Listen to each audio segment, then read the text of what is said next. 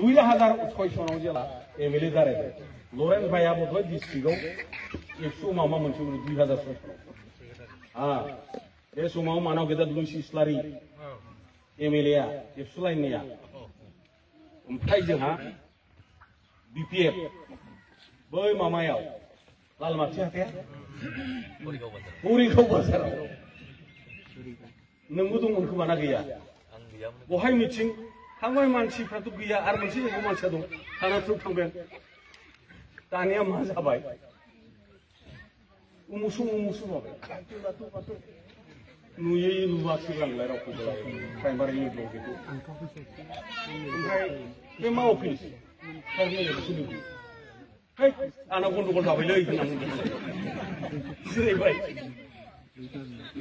साहा लोंदों साहा लोंनानै बुंबाय बिराद मोजां सनमान होदों बै समाव आंखौ बै मामायाव बरिगाव बाजार जिरायबाय साहा लोंबाय बायदि बायदि खोथा रायलायबाय आङो आधा घन्टासो बेनिफ्राय एसे दसे उनावहाय मानसि फैबाय खोलाहा जोंना मिथिया मिथिं खालामबाय दाबो सिद्दा फैनानै लामा लामा थांबाय बहाय फोथाराव जेला गारिखौ खाथियाव लांबाय नुबाय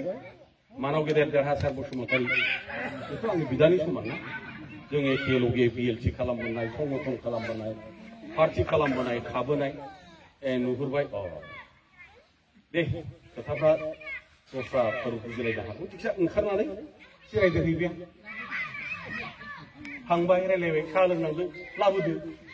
साहा लोंबोबाय आरो आं बुंबोदों नोंसोर जेसे हायो रायजो बहाय आं बैहाय रायजोंसै नोंसोरखौ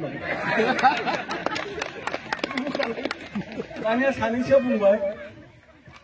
मामा बुंलांदो सारा मामा बुंलांदो जेबो बुंलांला मामा बुंलांदो